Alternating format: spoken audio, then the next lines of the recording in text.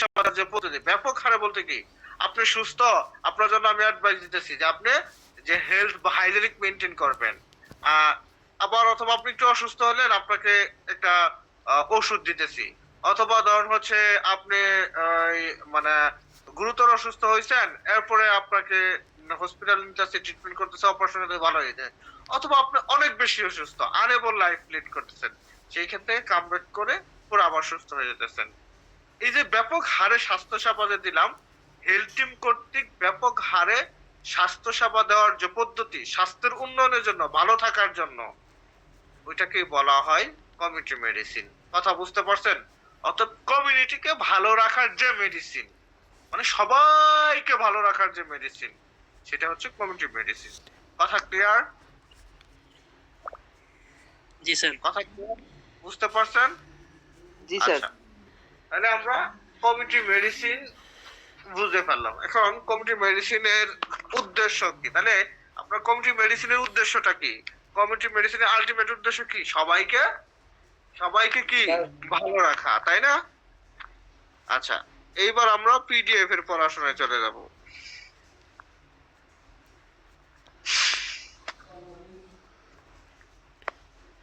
আমরা কিন্তু মোটামুটি সব বইয়ের পিডিএফ আপনাদেরকে দিয়ে দিয়েছি। হ্যাঁ, আপনারা চাইলে বই না পাওয়া পর্যন্ত এগুলো ফটোকপি করে অথবা ধরেন হচ্ছে খাতায় নোট করে যে ক্লাসগুলো করাইতেছি, হ্যাঁ, এগুলো নোট করে কিন্তু পড়তে পারেন। তো সেই ক্ষেত্রে বই নাই এরকম এক্সকিউশন কেউ দ্বারা করাবেন না। যদি সৎ চিন্তা ভাবনা থাকে, সৎ নিয়ত থাকে, তাহলে এখান থেকেই সবকিছু করা পসিবল। ওকে, হ্যাঁ শোনেন, আমার একটা কথা ছিল। হ্যাঁ বলেন। মানে জানুয়ারিতে কি আমাদের হচ্ছে ক্লাস হওয়ার সম্ভাবনা আছে কোনো? জানুয়ারিতে আপনাদের ক্লাস হওয়ার সম্ভাবনা আছে, থাকতেও পারে। হ্যাঁ, এটা আমি একটু খোঁজ খবর নিতে হবে, খোঁজ খবর নিয়ে জানাইতে হবে। আমি হচ্ছে হোস্টেলে থাকবো না, মেসে থাকবো, তো মেস বুকিং দিয়ে এসছি। না না, 5-6 হাজার। আগেই ম্যাচ বুকিং দিছেন কেন? এটা তো আপনি ঠিক করেন নাই। আগেই ম্যাচ বুকিং দিছেন কেন? অফিসিয়ালি নোটিশ পাওয়ার পরে ম্যাচ বুকিং দেওয়া যাইতো। আমি আমাদের কলেজে ফোন করছিলাম, বলতেছে 20 তারিখের পরে হতে পারে এরকম। তো যদি হয় এই জন্য। আচ্ছা ঠিক আছে, ওকে। এখন কি যাব না? না, অফিসিয়াল নোটিশ না পাওয়ার আগে যাবেন না, অফিসিয়াল নোটিশ পাইলে পরে যাবেন। হ্যাঁ, ওকে। দেখেন কমিউনিটি মেডিসিন ডেফিনেশনটা এখানে দেওয়া আছে, সবাই ডেফিনেশনটা অবশ্যই শিখবেন। Community medicine is a system of delivery of comprehensive healthcare to the people by a health team in order to improve the health of the community. অর্থাৎ কমিউনিটি মেডিসিন হচ্ছে এমন একটা পদ্ধতি যেখানে ব্যাপক হারে স্বাস্থ্য সেবা দেওয়া হয় স্বাস্থ্য টিম কর্তৃক স্বাস্থ্যের উন্নয়নের জন্য, যে কথাটা আমি একটু আগেই বললাম। এটাই হচ্ছে কমিউনিটি মেডিসিন ডেফিনেশন। সবাই অবশ্যই এই ডেফিনেশনটা শিখবেন, একদম সহজ ব্যাপার।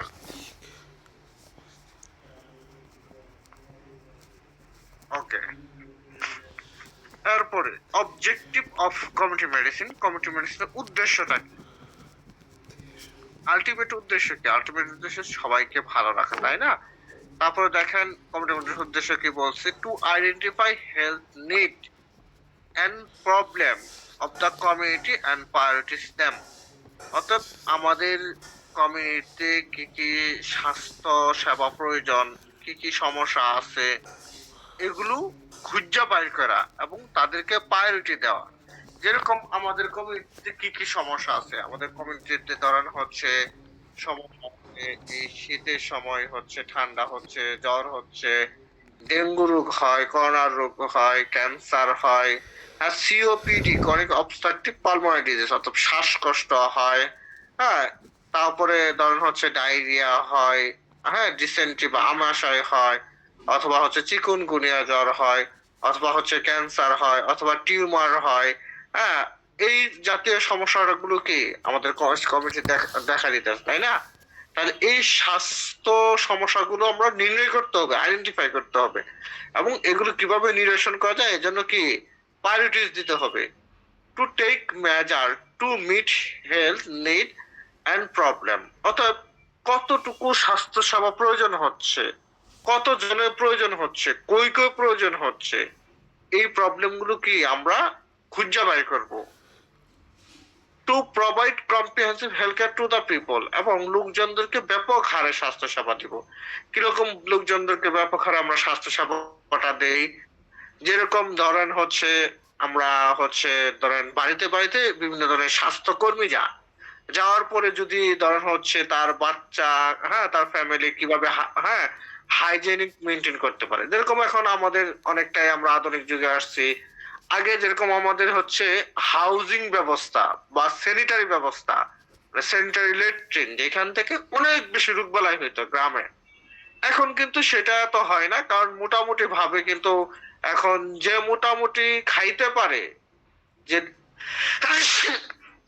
ধরেন হচ্ছে দিনমজুর, রিক্সা চালক, অথবা সে যত কম ইনকাম করুক, এখন কিন্তু তাদের মোটামুটি ভাবে দুইটা জিনিস ফোকাস থাকে। একটা হচ্ছে যে ল্যাট্রিন ব্যবস্থাটা ভালো করা, পানির ব্যবস্থাটা ভালো করা, এবং সে যেই ঘরে থাকবে মোটামুটি সেই ঘরটা সুন্দর করা।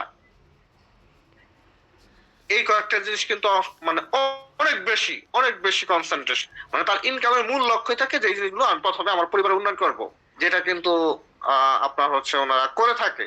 এজ এ রেজাল্ট আপনার হচ্ছে এই মানে এখন কিন্তু আগের মতো রোগবালা ছড়ায় না। হ্যাঁ, তো এইরকম হচ্ছে মানে আগের যুগে স্বাস্থ্যকর্মীরা যায় তাদের সেন্ট্রাল ল্যাট্রিন সম্পর্কে সচেতন করতো, যেই পানিটা খায়, হ্যাঁ, আর্সেনিক যুক্ত পানি কিনা, ময়লা পানি কিনা, এটা সম্পর্কে সচেতন করতো। এরপর ধরুন হচ্ছে তার বাচ্চার স্বাস্থ্য কিভাবে হচ্ছে পুষ্টিকর, মানে পুষ্টি থাকে, তার বাচ্চার স্বাস্থ্য কিভাবে আরো ভালো হয় সেই ব্যাপারে সচেতন করতো। অথবা ধরুন হচ্ছে আপনার হচ্ছে মানে ফ্যামিলি প্ল্যানিং, হ্যাঁ, অর্থাৎ পরিবার পরিকল্পনা সম্পর্কে সচেতন করতো। অথবা একটা মা বা একটা বোন যদি বেবি কনসেপ্ট করতো, এরপরে সে কিভাবে চলবে, কিভাবে চেক আপ করবে, হ্যাঁ, তারপর তার বাচ্চাও যেন ভালো থাকে, মাও যেন ভালো থাকে, সেই ব্যাপারে বুদ্ধি পরামর্শ দিবে। দেখেন আগে কিন্তু মানে অনেক বেশি, হ্যাঁ, মানে বাচ্চা জন্মদান পারপাসে অনেক মা মারা যাইতো, বাচ্চা জন্মদান পারপাসে অনেক বাচ্চা মারা যাইতো। এখন কিন্তু এটা হয় না। তার মানে কি, এইটা একটা ভালো চিকিৎসা বিজ্ঞানের কি ফলাফল।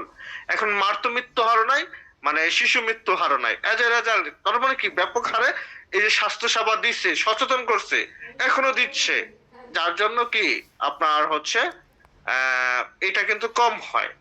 এরপরে ধরেন হচ্ছে আপনি যদি একটু অসুস্থ হন, আপনার উপজেলা হেলথ কমপ্লেক্স অথবা ইউনিয়ন হেলথ কমপ্লেক্সে যায় কিন্তু আপনি চিকিৎসা নিতে পারেন। অথবা একটু গুরুতর অসুস্থ হলে আপনার জেলা হসপিটালে যায় কিন্তু চিকিৎসা নিতে পারেন। অথবা আরো বেশি অসুস্থ হলে আপনি এই যে টারশিয়ারি লেভেলে ঢাকা মেডিকেল কলেজ হাসপাতাল, পিজি হাসপাতাল, Suhrawardy hospital, Mymensingh medical college হাসপাতাল, হ্যাঁ, এরকম বড় বড় হাসপাতাল যায় কি আপনি চিকিৎসা নিতে পারেন। তার মানে কি এটা ব্যাপক হারে আপনাকে স্বাস্থ্য সেবাটা কি দিতেছে। এরপর to delivery primary health care and essential service package. Primary health care বলতে কি বোঝায় জানেন? প্রাথমিক স্বাস্থ্য সেবা। মূলত হচ্ছে মূল স্বাস্থ্য সেবাটা হচ্ছে প্রাথমিক স্বাস্থ্য সেবা। যেরকম ধরুন হচ্ছে আপনাকে ভ্যাকসিন দিতেছে, ওই যে জন্মের পরে যে ভ্যাকসিন, হ্যাঁ, ওই ভ্যাকসিন গুলো দিতেছে, এটা একটা প্রাথমিক স্বাস্থ্য সেবা। অথবা ধরুন হচ্ছে আপনাকে অ্যাডভাইস করা হচ্ছে যে আপনি এইভাবে হাইজেনিক মেনটেন করবেন, পরিষ্কার পরিচ্ছন্ন থাকবেন, সেন্ট্রাল ল্যাট্রিন এরকম ইউজ করবেন, এই পানি খাবেন, পরে গরম পানি ফুটায় খাবেন যদি ওইরকম পানি হয়। এরপরে আপনাকে অ্যাডভাইস করতেছে যে মানে যে ফ্যামিলি প্ল্যানিং এর অ্যাডভাইসটা করতেছে, জন্ম নিয়ন্ত্রণ করবেন কিভাবে, পরিবার ছোট রাখবেন কিভাবে, অথবা ধরুন হচ্ছে ফাইন্যান্সিয়াল কন্ডিশন ডেভেলপ করবেন কিভাবে, পুষ্টিকর খাবার খাবেন কিভাবে, এই সম্পর্কে আপনাকে তথ্য দিবেন। অথবা আপনি একটু অসুস্থ হইলে উপজেলায় যে আপনি চিকিৎসা নিতে পারতেছেন। এটা হচ্ছে প্রাথমিক স্বাস্থ্য সেবা। এই প্রাথমিক স্বাস্থ্য সেবাটা দিতেছে। এবং ইসেনশিয়াল সার্ভিস প্যাকেজ মানে প্রয়োজনীয় স্বাস্থ্য সেবা। কিরকম প্রয়োজনীয় স্বাস্থ্য সেবা? যেরকম একটা আছে কল্যাণমুখী উন্নয়ন, আর একটা হচ্ছে কি আবশ্যিক। আবশ্যিক এবং কল্যাণমুখী কিরকম? হ্যাঁ, যেরকম ধরেন হচ্ছে রাষ্ট্রের মৌলিক অধিকার, একটা নাগরিকের মৌলিক অধিকার কয়টা বলেন তো? নাগরিকের পাঁচটা। একটা হচ্ছে আপনার চিকিৎসা, শিক্ষা, খাদ্য, এরপরে হচ্ছে আপনার বস্ত্র, বাসস্থান। এই যে পাঁচটা, এই পাঁচটা একটা নাগরিক নিরাপত্তা আছে, নিরাপত্তা কি মৌলিক অধিকার? Yes sir. এটা কি নতুন স্যার। যুগ হইতো? না স্যার, জি, এটা স্যার। তো প্রথম থেকেই ছিল। না না, আমরা তো জানি যে মৌলিক অধিকার পাঁচটা স্যার, ফাইভ। পাঁচটাই পাঁচটাই হবে, এই পাঁচটাই। তো পাঁচটা হ্যাঁ, স্যার, পাঁচটা। মেইনলি পাঁচটা। আচ্ছা, পাঁচটাই। তো মনে করেন যে এগুলো কি মৌলিক? এখন এরপরে যা দিবে এগুলো কি? এগুলো হচ্ছে উন্নয়নমূলক। যেরকম ধরেন আপনার এলাকার রাস্তাঘাট উন্নয়ন করে দিতেছে, এটা কি রাষ্ট্রের আবশ্যিক কোনো কাজ? রাষ্ট্রের আবশ্যিক কাজ না, এটা হচ্ছে উন্নয়নমূলক কাজ। আচ্ছা, ওইটা বড় আলাপ। আরো ছোট আলাপ দিয়ে বোঝায়, মনে করেন যে আপনি যেই ঘরে থাকেন, প্রথম নিড কি? প্রথম নিড হচ্ছে ঘরটা, মানে আপনার থাকার মতো একটা জায়গা। এরপরে মনে করেন যে আপনার টাকা হইলে আপনি মনে করেন যে ঘরটা অনেক সুন্দর করে দিলেন, তারপরে হচ্ছে ডুপ্লেক্স বাড়ি বানাইলেন, তারপর অনেক সুন্দর করে রং করলেন। এই যে ডুপ্লেক্স বাড়ি বানানো অথবা অনেক সুন্দর করে রং করা অথবা ঘরের মধ্যে এসি লাগানো, এটা কি আবশ্যিক? যে এটা না হলে আপনি চলবেন, আপনি মারা যাবেন, এরকম কিছু না। এটা কি? এটা হচ্ছে কল্যাণকর উন্নয়নমুখী কাজ, ঠিক না? ঠিক এইরকম যেই জিনিসগুলো আবশ্যিক প্রয়োজন রাষ্ট্রের, ওগুলো হচ্ছে ইসেনশিয়াল সার্ভিস প্যাকেজের মধ্যে পড়ে। ওগুলো কি? Essential service package. মনে করেন যে কিরকম করোনা আইছে, এখন করোনার ভ্যাকসিন সবাইকে দিতে হবে, এটা ইসেনশিয়াল সার্ভিস প্যাকেজ। হ্যাঁ, এখন মনে করেন যে সরকার কি চাইলেই মনে করেন যে বাংলাদেশের প্রত্যেকটা উপজেলায় জিম সেন্টার খুলে দিতে পারবে? একটা জিম সেন্টার মনে করেন যে মিনিমাম হইলেও একটা উপজেলা একটা জিম সেন্টার হবে না, কমপক্ষে 10টা জিম সেন্টার লাগবে। 10টা জিম সেন্টার 10 কোটি টাকা খরচ। এখন এরকম যদি মনে করেন যে 600 উপজেলায়, মানে 595টা 600 উপজেলায় যদি আপনার এরকম জিম সেন্টার দিতে যায়, তাহলে সরকার হিউজ কোটি কোটি টাকা প্রয়োজন। এটা কি সরকার চাইলেই পারবে? পারবে না। আর জিম সেন্টারটা কি আবশ্যিক? আবশ্যিক না। কিন্তু করোনার ভ্যাকসিনটা কি আবশ্যিক? ডেঙ্গু টেস্ট করবেন, ডেঙ্গু টেস্ট করাটা, এটা টেস্ট করার ব্যবস্থা করা প্রয়োজনীয়, হ্যাঁ, সকল কিছু ম্যানেজ করা, এটা কি আবশ্যিক? আবশ্যিক না? এই যে যে মনে করেন যে সরকার এই যে এই ব্যবস্থাগুলো করে, জরুরি যে ব্যবস্থা যেগুলো লাগবে, ওগুলো হচ্ছে ইসেনশিয়াল সার্ভিস প্যাকেজ। কথা বুঝতে পারছেন? তাহলে আমরা প্রাইমারি হেলথ কেয়ার এবং ইসেনশিয়াল সার্ভিস প্যাকেজ বুঝতে পারছি। To conduct epidemiological studies on common health problem. Epidemiology মানে কি? মহামারী। যেরকম মনে করেন যে করোনা আইছে, এখন এই করোনাটাকে কিভাবে হচ্ছে আমরা শেষ করতে পারি, অথবা করোনা হইলে করোনা থেকে কিভাবে বাঁচতে পারি, অথবা দেশটা কিভাবে করোনা মুক্ত রাখা যায়, এইটার ব্যাপারে অবশ্যই কি সরকারকে উদ্যোগ নিতে হবে? অবশ্যই কাজ করতে হবে, করতে হবে না? এটাই হচ্ছে to conduct epidemiology studies on common health problem, to organise health education session in the community বা ওপিডি। ওপিডি মানে কি? Out of department patient. হ্যাঁ, মানে হসপিটালে গেলে আপনি মনে করেন যে একটু চুলকানি আছে, অথবা ধরেন একটু মাথা ঘোরায়, অথবা মাথা জিন করে, এখন বলতেছেন যে ডাক্তার দেখাবো, হসপিটালে যায় 10 টাকা টিকিট কেটে ডাক্তার দেখালেন। এটা কই দেখাইলেন? এটা হচ্ছে ওপিডি, এটা হচ্ছে ডিপার্টমেন্টের বাহিরে, বহির্বিভাগ। বহির্বিভাগে পেশেন্ট দেখলেন। এন্ড বিভাগ কোনটা? বা ইনডোর, বা হচ্ছে আন্তঃবিভাগ কোনটা? ধরেন আপনি গুরুতর অসুস্থ হয়ে গেলেন, এরপর হসপিটাল আপনাকে ভর্তি রাখলো, এটা হচ্ছে ইনডোর। তো এই আপনি দেখবেন যে আউটডোর যখন পেশেন্ট দেখাইতে গেছেন, হ্যাঁ, তখন দেখবেন বড় বড় বিলবোর্ড থাকে, হ্যাঁ, বড় বড় ব্যানার টাঙায় থাকে, টিভির মতো অনেক কিছু থাকে। এখানে অনেক স্বাস্থ্য সচেতন বিষয়ে অ্যাডভার্টাইজ হচ্ছে, অনেক গল্প, অনেক নাটক দেখাইতেছে, দেখাইতেছে না? এইটাই বলছে এখানে। বুঝতে পারছেন? আচ্ছা, to provide health care with appropriate attitude. মনে করেন যে মানে স্বাস্থ্য সেবাটা সঠিক অ্যাটিটিউড দিয়ে মানে প্রোভাইড করা। এখন মনে করেন যে আমার একটা রোগী থেরাপি দিবার আইলেই কইলাম, মনে করেন যে আইলাম, হুইমিয়া, এই যে আমরা গ্রামে বাসায় গেলাম, হুইমিয়া এনে তো লেট করছেন কেলে জান। তারপরে কইলাম যে জান এনে বাবার দিব না বল। মনে করেন যে যত প্রকার খারাপ আচরণ সবই আমি ওনাদের সাথে করলাম। তখন উনি মনে করেন যে আমার একটা সুন্দর করে মনে সামনে না পাইলেও মনে মনে একটা গালি দিব, যাবে না একটা গালি আর কি দেওয়ার পরে এই কথা কব। এরপরে ও লাল সালাম দিয়ে চলে গেল।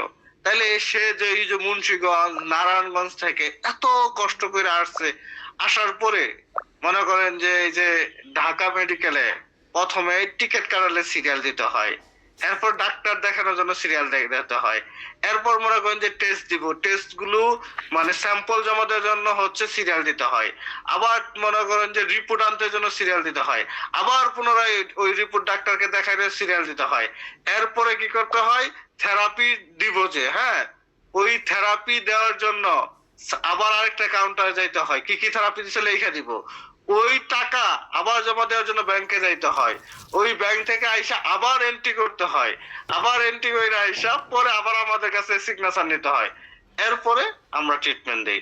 এখন মনে করেন যে এত কিছু করে আসার পরে যদি মনে করেন যে আমি তার সাথে এরকম আচরণ করি, তখন সে আমার কি করবো বা আমি কি বলবো? তার মানে কি পেশেন্টের সাথে অবশ্যই সুন্দর আচরণ করতে হবে, অবশ্যই অনেক সুন্দর করে কথা বলতে হবে, পেশেন্টকে অনেক বেশি মূল্যায়ন করতে হবে। কিন্তু আমাদের দেশের সিস্টেমটা বই বেশি, কিন্তু পেশেন্টরা ডাক্তারদেরকে স্যার বলে না। আর আমাদের দেশে মনে করেন যে পেশেন্টরা যদি কথার কথা স্যার না বললো, দেখো আমাদেরকে যদি স্যার না বলে, তাইলে মনে মনে মানে পেশেন্টের প্রতি একটা অন্যরকমই কাজ করে, বুঝবে না, সম্মান দিল না। আর যেই পেশেন্ট মনে হয় স্যারটা একটু ভাব আসে, একটু সুন্দর মানে ফিল আসে। তো এই যে যে আমাদের যে অ্যাটিটিউডটা, এটা কিন্তু must be need to change. পেশেন্টকে স্যার ডাকা উচিত, পেশেন্টকে অনেক সুন্দর আচরণ করা উচিত। যেরকম ধরুন আমার কাছে কোনো পেশেন্ট আসলে আলহামদুলিল্লাহ পেশেন্ট নেভার এভার কখনোই কোনোদিন কমপ্লেন করতে পারবো না। মানে যেগুলো একটু বয়স্ক, এমন কোনো পেশেন্ট নাই যারা আমি আব্বা আম্মা না রাখি যে বাবা বসেন মা বসেন, মানে এই যে যে সুন্দর আচরণ বা কথাটা বলি না, এতে সারাদিন যে সে কষ্ট করলো অথবা তার যে কষ্টটা, হ্যাঁ এটা কিন্তু অনেক দূর হয়ে যায়। মানে পেশেন্ট চাই কি জানেন, যে তার সাথে ডাক্তাররা বা তাকে যে সেবা দিবে সে সুন্দর আচরণ করুক, হ্যাঁ তাকে সময় দেখ। মনে করেন যে সরকারি হসপিটালে গেলেন, কি সমস্যা সমস্যা মানে বলছেন না, তার আগেই মনে করেন যে ডাক্তার প্রেসক্রিপশন লিখে দিয়ে দিচ্ছে, এটি করেন এটি করেন। এই যে একটা অশান্তি বা মনের একটা ব্যাপার, এগুলো কিন্তু আসলে অন্য দেশে মানে হয় না, আমাদের দেশে হয়। তো পেশেন্ট রিজার্ভ, পেশেন্ট কোন ডাক্তারকে ভালো করে, আপনি অনেক ভালো ডাক্তার, অনেক ভালো প্রেসক্রিপশন করতে পারেন, অনেক ভালো ট্রিটমেন্ট দিতে পারেন, বাট আপনার আচার আচরণ খুবই জঘন্য, খুবই জঘন্য। আপনি সময় দেন না পেশেন্টদেরকে, পেশেন্টের মনের কথাটা বুঝেন না, তাহলে আপনি মানে প্রকৃতপক্ষে সেবা দেওয়ার মতো যোগ্য ব্যক্তি আপনি না। বাট একটা পেশেন্ট গেল, যদি মনে করেন যে তারে সালাম দিলেন, হ্যাঁ বাবা বলেন তো আপনার কি কি সমস্যা, হ্যাঁ মা বলেন তো আপনার কি কি সমস্যা, আপনি খুব সুন্দর মনোযোগ দিয়ে শুনলেন, এখন 1 মিনিট বলার পরে আপনি বুঝে ফেলছেন যে তার সমস্যাটা কি, বাট তখনই আপনাকে বলা যাবে না যে আচ্ছা আচ্ছা বুঝছি বুঝছি আর বলা লাগবে না, এই কথা বলা যাবে না, বা তখনই আপনি প্রেসক্রিপশন লেখা ফেলা যাবে না। আপনি হ্যাঁ ও আচ্ছা আচ্ছা ঠিক আছে, হ্যাঁ আচ্ছা তারপর ও আচ্ছা আচ্ছা, এইভাবে তার মনের সকল ভাষা বুঝতে হবে। মনে করেন যে একটা রোগী যদি মনে করেন যে হাঁটুতে একটু ব্যথার কথা বললো, অথবা ঘাড়ে বা হাতে একটু কথা ব্যথার কথা বললো, আমরা কিন্তু বুঝে ফেলতে পারি তার কমপ্লেন কি, তার এক্স্যাক্টলি সমস্যাটা কি। একটু কথা বলার সাথে সাথে যদি আমি স্টপ করে দিই তাকে বলা, তাহলে সে আপনাকে প্রকৃতপক্ষে মানে মন থেকে আপনার জন্য সে অনেক বড় দোয়া করবে, কোনো মানে দোয়া করবে না। বাট যদি আপনি ও আচ্ছা, মানে রুগীরা তো জানেনি যে স্যার খাইতে পারি না, স্যার এদিকে একটু ব্যথা করে, স্যার এদিকে একটু ব্যথা করে, স্যার হাঁটু বসলে ব্যথা করে, স্যার এই ঘাটটা নাড়াইতে পারি না, স্যার স্যার খাবার গেলে একটু এরকম লাগে, স্যার গ্যাস্ট্রিকের সমস্যা আছে, দুনিয়া যত কথা আছে রুগীরা বলতে কিন্তু পছন্দ করে, স্বাভাবিক তার যে সমস্যাগুলো, কিন্তু ডাক্তাররা শুনতে পছন্দ করে না। ঠিক বাংলাদেশের স্বাস্থ্য খাত বা স্বাস্থ্য সেবা পিছায় আছে এই একমাত্র আচার আচরণ কারণে, মানে বিহেভিয়ারাল সায়েন্স অনেক পিছায় আছে।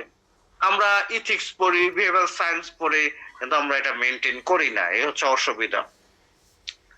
আচ্ছা যাই হোক, তার মানে কি আপনারা বুঝতে পারলেন যে যখন লাইফে আপনারা হচ্ছে প্যাশন ডিল করতে যাবেন, তখন অবশ্যই আপনাদের আচার আচরণ খুব সুন্দর করতে হবে। মানে সে কিন্তু সর্বাত্মক কষ্ট নিয়ে আপনার কাছে যাবে।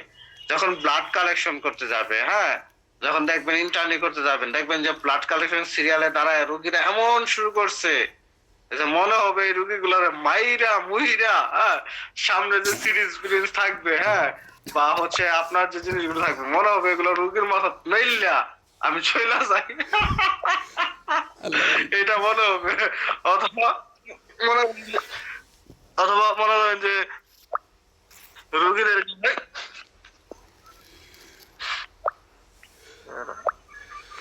স্যার বিনোদন নষ্ট করে দিল যে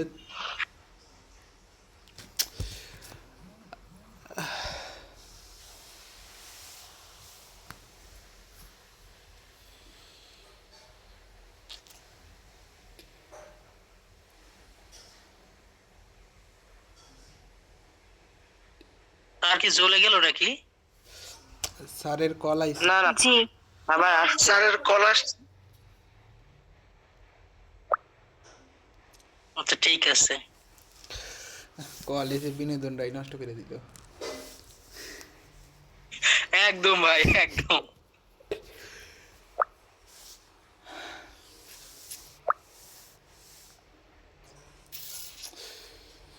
আচ্ছা সরি ইন্টারাপশন হয়ে গেছে। যেটা বলতেছিলাম, তো রুগীদের মনে করেন যে মনে হবো যা আছে সামনে মেইল্লা টেল্লা মাইরা, হ্যাঁ, চইলা যায়, আর ভাল লাগে না এই রুগীদের যন্ত্রণা, এরকম মনে হবে। কিন্তু তখন মানে দিলটাকে কন্ট্রোল করতে হবে, তখন বলতে হবে এই, মানে নিজের বিবেককে নিজেই বলতে হবে, এই নাপি কোল কোল কোল। ওই এত যন্ত্রণা বা এত কষ্টের মধ্যে বলতে হবে আচ্ছা বাবা একটু অপেক্ষা করেন, একটু বসেন, হ্যাঁ আপনার চেয়ারের উপরে।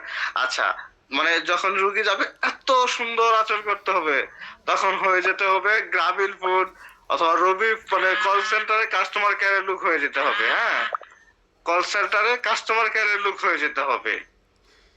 মনে করেন যে গালি দিলেও জি স্যার, জি স্যার, জি স্যার, জি ম্যাডাম, জি জি, এরকম করতে হবে। এরকম যদি নিজের মধ্যে চেঞ্জ আনতে পারেন, তাহলে প্রকৃতপক্ষে আপনি ভালো সেবক হবেন। এবং ট্রাস্ট মি দ্যাট, হ্যাঁ, পৃথিবীর মধ্যে যত প্রফেশন আছে, যত প্রফেশন আছে, সব থেকে সম্মানিত প্রফেশন এবং সব থেকে সম্মানজনক প্রফেশন এবং আল্লাহর কাছে সব থেকে কবুলীয় এবং সব থেকে আপনার হচ্ছে ইবাদত বেশি সওয়াবকারীর মতো প্রফেশন হচ্ছে মেডিকেল সায়েন্সের প্রফেশন। মেডিকেল সায়েন্সের প্রফেশন, একজন ডাক্তার, একজন নার্স, একজন টেকনোলজিস্ট, কি পরিমাণ দোয়া, কি পরিমাণ সওয়াব মানে পাবে, সেটা কল্পনাও করতে পারবেন না, কল্পনাও করতে পারবেন না। হ্যাঁ, আপনার হচ্ছে ধরেন এই যেটা বলতেছিলাম যে অনেক বেশি আল্লাহ তাআলার কাছে অনেক পছন্দ, মানে এত ভালো একটা প্রফেশনে আপনাদের আসার সুযোগ হয়েছে যে এখানে শুধু ইনকাম না, আপনার আল্লাহ তাআলার কাছে আপনার মানে ইবাদত করার অনেক বড় সুযোগ, অনেক বড় সুযোগ, মানুষের সেবা করার অনেক বেশি সুযোগ, মানুষের দোয়া পাওয়ার অনেক বেশি সুযোগ। কারণ আপনার সঠিক ডায়াগনোসিসের মাধ্যমে, আপনার সঠিক রিপোর্টের মাধ্যমে তার বাকি চিকিৎসা ডিপেন্ড করছে। আপনি যদি সঠিক রিপোর্ট বা সঠিকভাবে ডায়াগনোসিস না করেন, সে সারা জীবন ভুল ট্রিটমেন্ট পাবে, সে সারা জীবনে তার অসুখ থেকে ভালো হতে পারবে না। এবং ডাক্তার নার্সের ক্ষমতা নাই যে তাকে ভালো ট্রিটমেন্ট করানো। ভালো ট্রিটমেন্ট করানোর প্রথম কন্ডিশন হচ্ছে ভালো ডায়াগনোসিস, যেটা ক্ষমতা আল্লাহ তাআলা আপনাদেরকে দিছে, ভালো ডায়াগনোসিস করা। যারা রেডিওলজি এক্সরেতে থাকবেন, হ্যাঁ, এমআরআই সিটি স্ক্যানে থাকবেন, এরা ওই প্রবলেমটা সার্ভাইভ করবেন।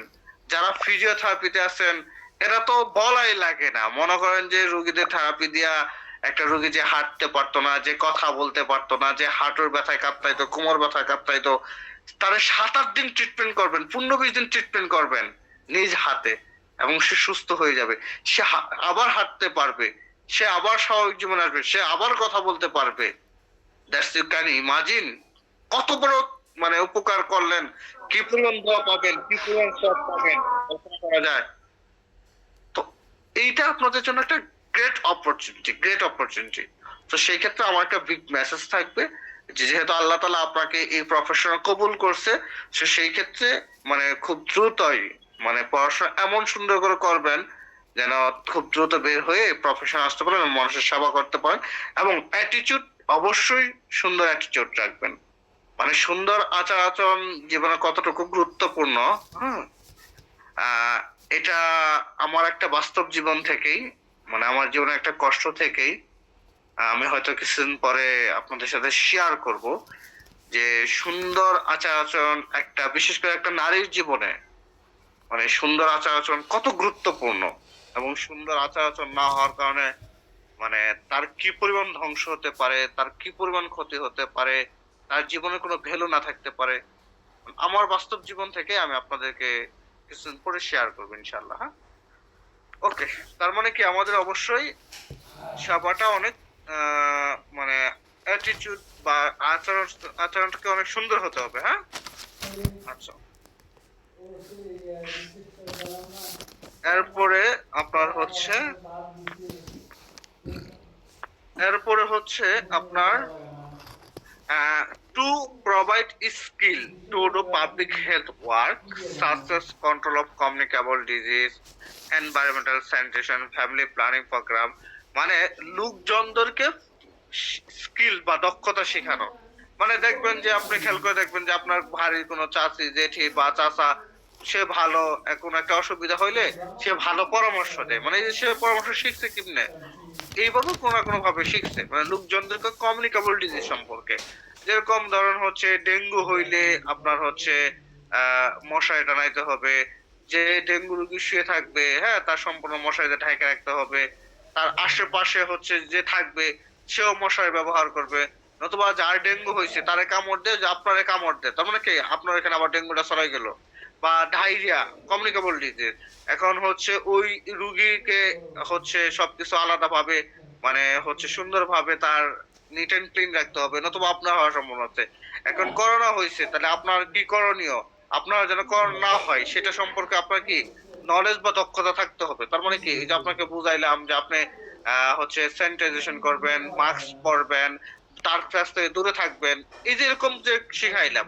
অথবা ধরুন হচ্ছে আপনার পরিবার পরিকল্পনা সম্পর্কে, যে ফ্যামিলি প্ল্যানিং সম্পর্কে, আপনার ফ্যামিলি কিভাবে ছোট রাখবেন, অথবা হচ্ছে ছোট ফ্যামিলি হলে কি কি সুবিধা, এই সম্পর্কে আপনাদেরকে বুঝাইলাম। তার মানে কি, এই পাবলিক হেলথ বা স্বাস্থ্য সম্পর্কে আপনাকে দক্ষতা অর্জন করাইলাম, এটা।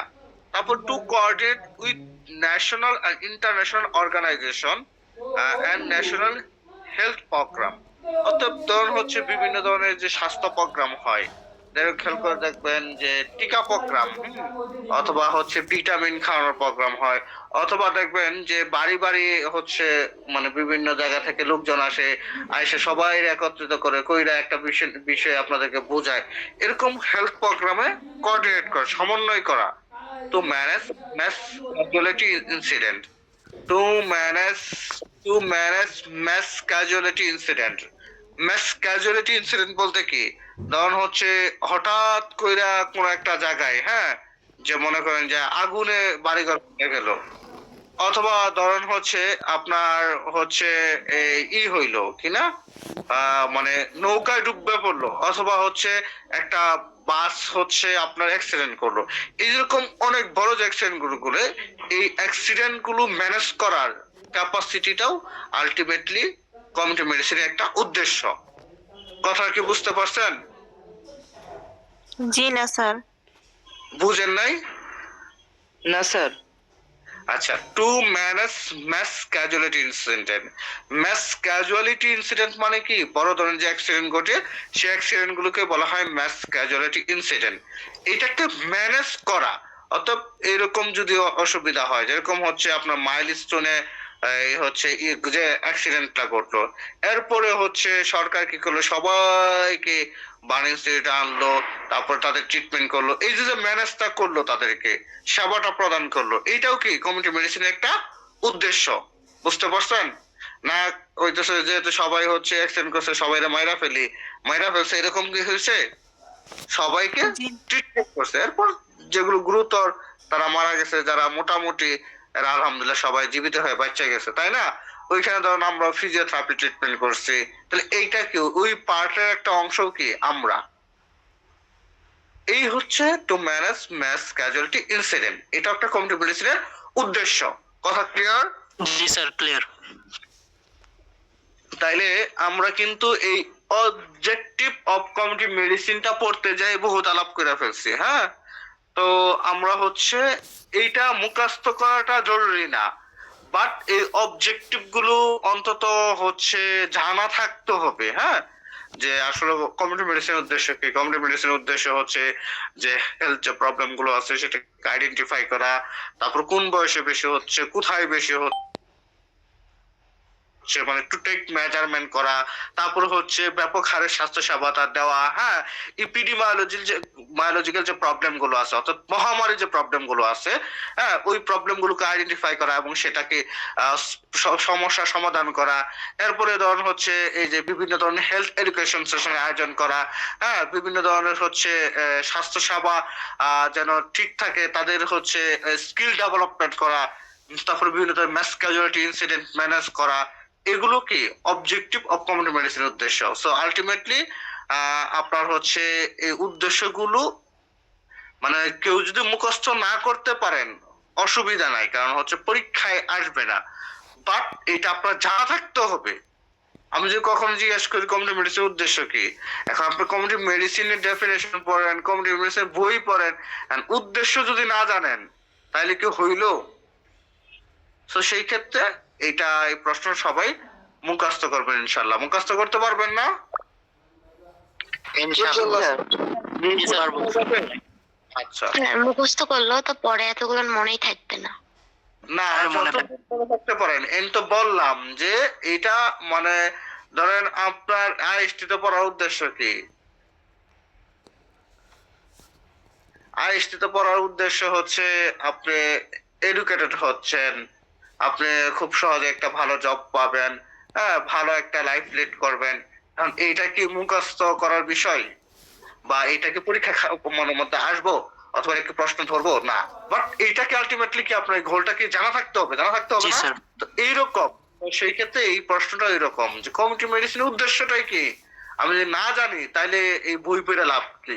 তো সেই ক্ষেত্রে এটা অবশ্যই মুখস্থ করতে হবে, পরেও জানা থাকতে হবে, পরে যখন বিল্লা যাবেন তখন আবার মুখস্থ করতে হবে, ঠিক আছে? ওকে, এরপরে আমরা যে প্রশ্নটা আলোচনা করবো সেটা হচ্ছে কন্টেন্ট অফ কমিউনিটি মেডিসিন, অর্থাৎ কমিউনিটি মেডিসিনের মানে কন্টেন্ট গুলো কি। ধরো হচ্ছে কন্টেন্ট অফ টি আমি যদি বলি তাইলে মনে করেন যে খুব খুব সুন্দর বই করে ফেলবেন, স্যার গরম পানি, চিনি, দুধ, তারপরে হচ্ছে একটু লেবু, একটু আদা, একটু কালো জিরা, এরকম মানে যেভাবে যে চা বানান, ঠিক এইরকম যে এই যে কমিউনিটি মেডিসিনটা হচ্ছে, কমিউনিটি মেডিসিন প্রোভাইড করতেছি আমরা, মানে যেটার মধ্যে কমিউনিটি ভালো রাখতেছে সেখানে কি কি উপাদান আছে, সেখানে উপাদানগুলো কি। যেরকম হচ্ছে কনসেপ্ট অফ পাবলিক হেলথ, অর্থাৎ পাবলিক স্বাস্থ্য সম্পর্কে ধারণা থাকতে হবে, কমিউনিটি মেডিসিন সম্পর্কে ধারণা থাকতে হবে, স্বাস্থ্য এবং রোগ সম্পর্কে ধারণা থাকতে হবে, আচার আচরণগত যে মানে ব্যাপারটা আছে সেটা ওয়েল করতে হবে, health communication and health education করতে হবে, মেডিকেল টার্মিনোলজি সম্পর্কে ধারণা থাকতে হবে, বায়োস্ট্যাটিস্টিক্স। বায়োস্ট্যাটিস্টিক্স বলতে কি বোঝায়, কে বলতে পারবেন? বায়ো মানে কি জীবন, স্ট্যাটিস্টিক্স মানে কি পরিসংখ্যান, অর্থাৎ জীব পরিসংখ্যান বা জীব তথ্য। মানে ধরুন হচ্ছে কিরকম যে আমাদের দেশে কতজন মানুষ আছে, তারপরে হচ্ছে কত পার্সেন্ট মানুষ মারা যায়, কত পার্সেন্ট মানুষ জন্মগ্রহণ করে, কত বছর অ্যাভারেজ বাঁচে, তারপরে হচ্ছে কোন বয়সের কতজন মানুষ আছে, শিশু কতজন, হ্যাঁ, নাবালক কতজন, কতজন মানুষ ক্যান্সারে মারা যায়, কতজন এইডস এ মারা যায়, কতজন হচ্ছে আপনার সিওপিডি তে মারা যায়, কতজন ডেঙ্গুতে মারা, এই যে সকল যে তথ্য, এই তথ্যগুলো হচ্ছে বায়োস্ট্যাটিস্টিক্স। কথা বুঝতে পারছেন? তাহলে এই তথ্যগুলো কি আমাদের ট্রিটমেন্ট করার জন্য প্রয়োজন না? যেরকম আমরা যদি বলি হ্যাঁ করোনার কত সালে শুরু হয়েছিল, করোনা কতজন মারা গেছিল, করোনাটা কিভাবে হয়েছিল, তারপরে করোনাটার জন্য কি কি ট্রিটমেন্ট দিছে, কি কি হেলথ আমরা হচ্ছে হাইজিনিক মেনটেন করছি, এগুলো কি আমাদের জানা দরকার না? অবশ্যই জানা দরকার। তো সেই ক্ষেত্রে এই প্রশ্নটা মুখস্থ করা বাধ্যতামূলক না, জাস্ট একটু দু একটা পয়েন্ট একটু পড়ে নেন তাহলেই হবে, ঠিক আছে? ওকে, আচ্ছা জি স্যার। আচ্ছা, কালকের পর আপনাদের just definition of community medicine and objective of community medicine, শুধু এই দুইটা প্রশ্নের মুখস্থ করেন। আরো পড়াইলে পরে সব মাথার উপর দিয়ে চলে যাবে। পরের দিন কবেন হা করে স্যার স্যার মশা ঢুকবো আর বেরোবো, মশা ঢুকবো আর বেরোবো, ও স্যার মাথার মধ্যে ঢুকছে আর বেরোইছে, কিছুই জানি না। তো এই জন্য প্রথম প্রথম আমরা একটু কম পড়া দিব, যার 2 মাস পরে যখন আস্তে আস্তে আমরা অ্যাডজাস্ট হয়ে যাব তখন ইনশাল্লাহ আমরা আস্তে আস্তে আরো বেশি করে পড়বো। ঠিক আছে? স্যার এগুলা কি মুখস্থ করতাম? হ্যাঁ হ্যাঁ, অবশ্যই মুখস্থ করতে হবে। Definition of complete medicine, objective of complete medicine. যেহেতু কম পড়া দিচ্ছি অতএব মানে হচ্ছে মুখস্থ করে ফেলতে হবে। শীতের মধ্যে কম্বলের মধ্যে শুবেন আর হচ্ছে এগুলো পড়বেন। ঠিক আছে? Okay sir. আর আগামীকাল ক্লাস হবে? হ্যাঁ, আগামীকাল ইনশাল্লাহ ক্লাস হবে, কারণ আপনাদের ক্লাস তো অনেকদিন বন্ধ ছিল। কালকেও ক্লাস হবে, শুক্রবারও ক্লাস হবে। যদি কোনো কারণে আমি বন্ধ রাখি এটা আমি জানাবো, বাট ক্লাস হবে ইনশাল্লাহ। হ্যাঁ, তো সবাই ভালো থাকবেন। আল্লাহ হাফেজ। আসসালামু আলাইকুম। আসসালামু আলাইকুম।